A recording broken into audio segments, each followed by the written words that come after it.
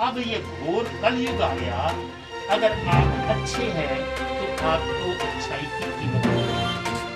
वो लोग चाहिए जो सच्चाई की और अच्छाई की कीमत देने के लिए तैयार हो। कीमत देनी पड़ेगी, देनी पड़ेगी। भगवान राम हुए, अरे उसको कह दिया बोला मैं राम थोड़ी हूँ ये इसको रखूंगा पत्नी को। लोगों ने भगवान को नहीं छोड़ा।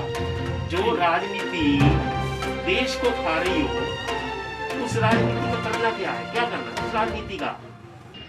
बुराई जितनी ज्यादा होगी, अच्छाई उतनी ही कम होगी।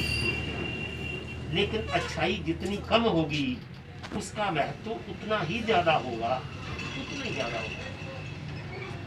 एक बात मैं अपने अनुभव से कह सकता हूं। एक स्वार्थी लोग 100 लोग खड़े हैं, 100 लोग, और जो सच्चे लोग वो 5 खड़े हैं। 5 की ताकत 100 से ज्यादा है।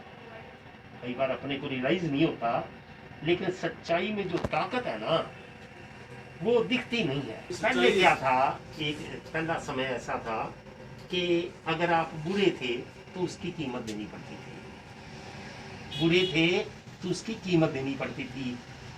अब ये घोर कलयुग आ गया। अगर आप अच्छे हैं तो आपको अच्छाई की कीमत देनी पड़ेगी। अब तो वो लोग चाहिए जो वो कीमत देने के लिए तैयार खड़े हों। बस इतने ही चाहिए।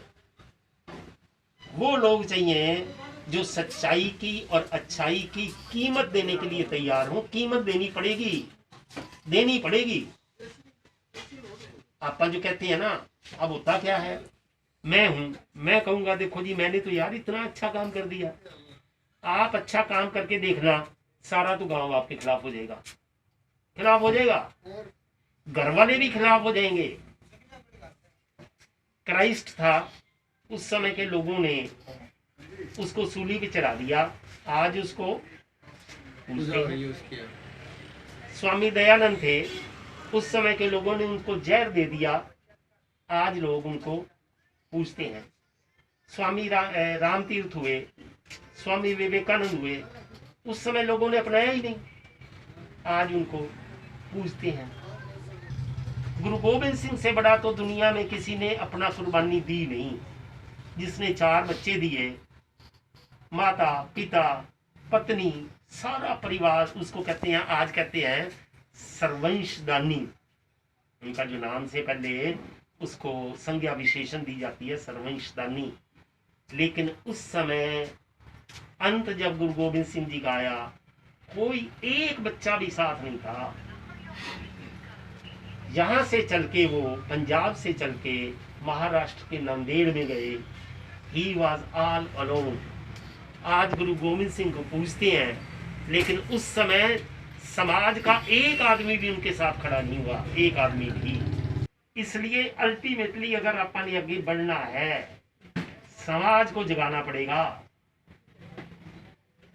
ये जो दिन प्रतिदिन और स्वार्थी होते जा रहे हैं ना, सरकार में रह के मैंने देख लिया, आप जनहित के आप 100 करोड़ रुपए खर्च कर दो जनहित में, कोई समझता ही कुछ नहीं, कुछ नहीं कराया बोला आपने। आप लोगों की गोज में 100 रुपए डाल दो, वाह आ तो बहुत बढ़िया है, बहुत बढ़िया है। तो ये क्योंकि स्वार्थी हो गया, ओवरऑल हमारा नैतिक पतन हो गया, देश प्रेम रहा ही नहीं। देश किस चिड़िया का नाम है हमारी डिक्शनरी में नहीं है। ये समस्याएं तब हैं। जो राजनीति देश को खा रही हो, उस राजनीति का करना क्या है? क्या करना है उस राजनीति का? कि ये जो संस्थाएं हैं ना जी, सबसे बड़ा काम समाज को ऊपर उठा दे। सरकार तो आके पैर में बैठ जाएगी। ये जितने मंत्री संतरी विधायक है ना, इनको कुछ नहीं है। इनको तो ये लगे कि इनकी इसके पीछे कितने लोग हैं, बस।